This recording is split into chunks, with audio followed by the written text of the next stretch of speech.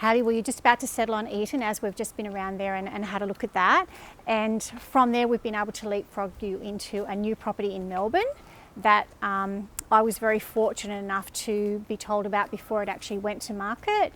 And that is one of the great things about the team I work with, is that we actually get pre-releases, and any of our clients that are interested in purchasing one of those properties actually get a first option to be able to do that. So I was just, so grateful to be able to offer that opportunity to you, and you jumped on board because we worked out that you've got some equity in Eton. So, and this one's off the plan at beautiful Hampton in Melbourne, so not far from Brighton Beach, right near the train station, 100 metres from Hampton Road, where it's beautiful shopping.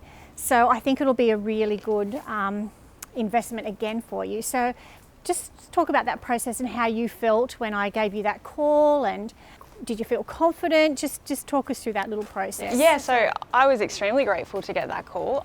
Before that, after putting my money down on Eton and looking forward to moving in there as my first property, I didn't really think that a second property was going to be on the cards for me anytime soon. Yeah. So having that opportunity first and foremost, where you let me know that it was actually there and there was a possibility if the numbers matched up, and then having you there to rely on to be able to give me those answers regarding the numbers, was incredible for me.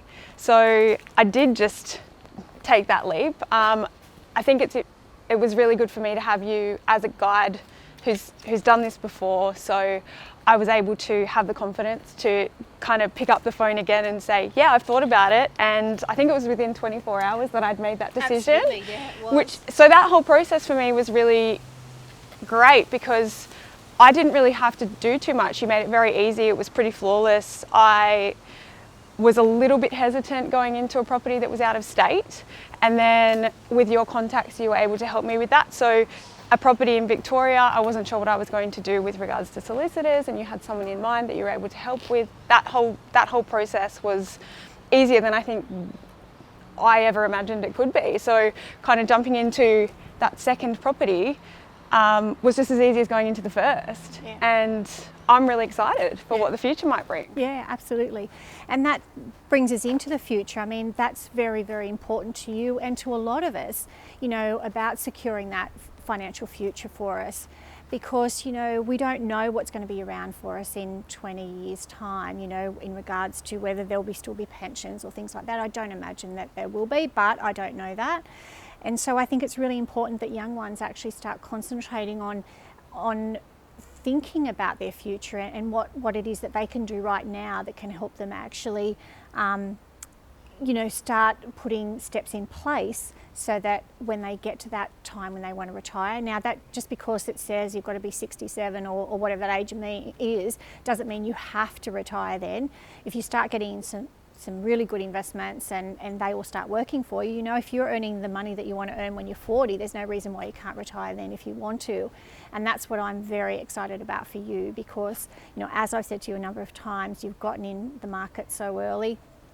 I wished I knew about it when I was your age, and I think, you're going to be just amazing the way that you set your future up for later in life. I think if more and more young people sort of were considering their future like you have been, that they would be doing, things a little bit differently to what they're doing now.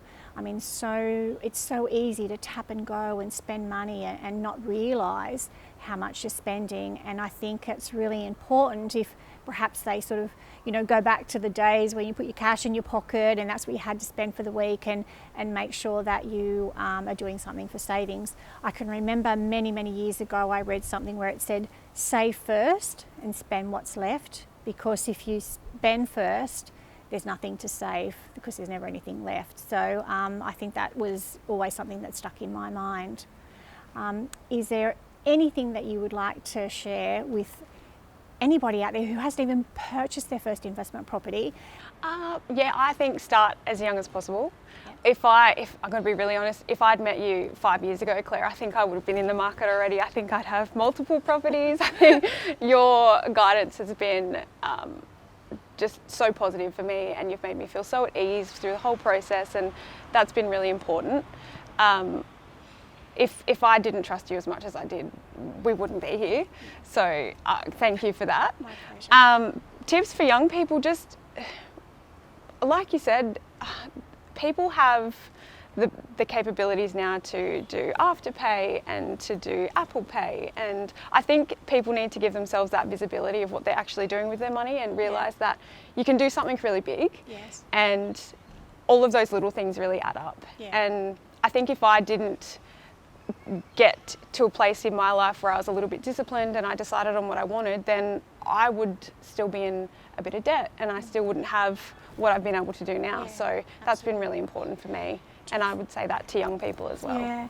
Do you feel that you've given up very much along the way savings? Not at all. I feel like I've just really got straight about my priorities. I've really just had to get in my head what was important to me. Yes. And the things that are important to me are my future. Yeah. And I think some of the more superficial things, Yeah. I'm more happy now to cook something at home rather than buy takeaway. Yes, yes. And to really just enjoy what I have and not have to buy stuff Yeah. off the cuff. So I think planning's really been